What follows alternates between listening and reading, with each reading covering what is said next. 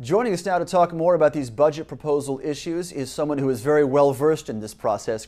Todd Whitman right now is co-chair of CASE, the Clean and Safe Energy Group, but you probably know her best as the former governor of New Jersey and also the former administrator of the EPA. Governor, it's wonderful to have you with us this morning.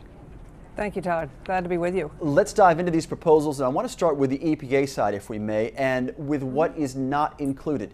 Unlike last year's White House proposal, there is no direct funding or revenue expected from a cap-and-trade system to cap carbon emissions, but there is a placeholder included here.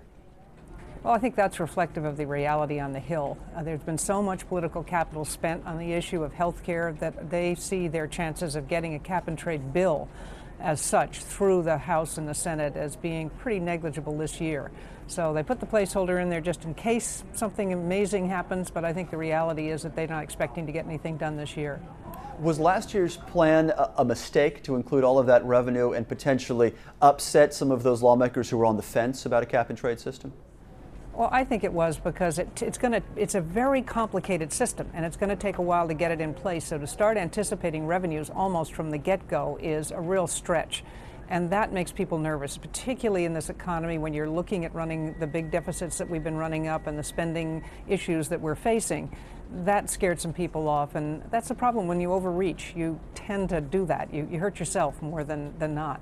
When you said, Governor, that makes people nervous, I think that phrase also applies to the potential for EPA regulation of greenhouse gas emissions. Oh, yes. And this budget does include a major boost for EPA for the regulation of specifically that. Right, and you know how nervous that makes it because you've seen some of the action on the Hill, and particularly on the Senate side, to try to curb EPA's ability to do this kind of regulation. And it's not the ideal way. EPA knows it's not the ideal way. They'd rather have legislation from the Hill because anytime EPA proposes a regulation, it goes to court. I mean, it just is never a smooth process. It can be years before you actually get the implementation. So if you really are serious about trying to curb greenhouse gases, then the best way to do it is through legislation, because then it's the law.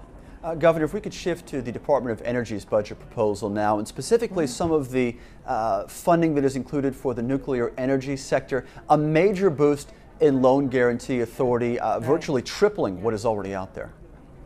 Yeah, and that, from my perspective, is a very good thing. As you mentioned before, I co-chair the Clean Safe Energy Coalition, CASE Energy. And that's all about getting facts out about nuclear. Nuclear is 20% of our power today, and it's 70% of the green power we have today.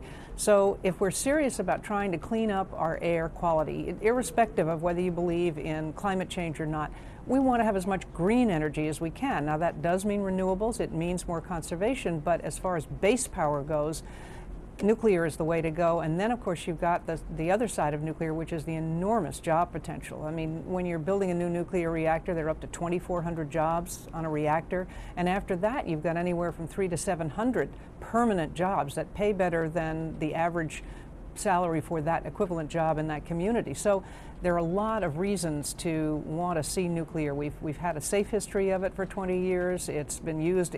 France is 85% nuclear. Japan is going ever increasingly nuclear. It's something we ought to take a good hard look at. Governor, final question for you. Is the Loan Guarantee Authority enough to spur U.S. nuclear construction? We are still emerging from a recession, and there is the fact that each reactor costs billions upon billions of dollars. In fact, no one knows since one hasn't been constructed in so long. Well, actually, we do have a pretty good idea because the technologies that are going to be used are the ones that have been being used recently in the other countries around the world. So they're not the same kind of surprises as we had back when the nuclear industry first started. So they're between $6 to $8 billion.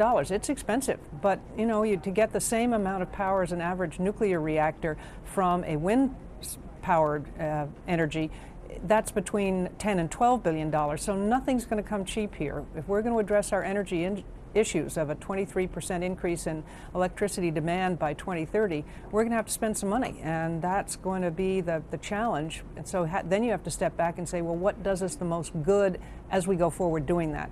And it's going to be a combination of things. You know, we as Americans would love to be told there's one thing we have to do and that takes care of all our problems. Unfortunately, that's not the way it's going to be with this particular challenge. Former EPA Administrator and now co-chair of the Clean and Safe Energy Coalition, Todd Whitman. Governor, a pleasure to have you with us this morning. Thank you once again. Good to be with you.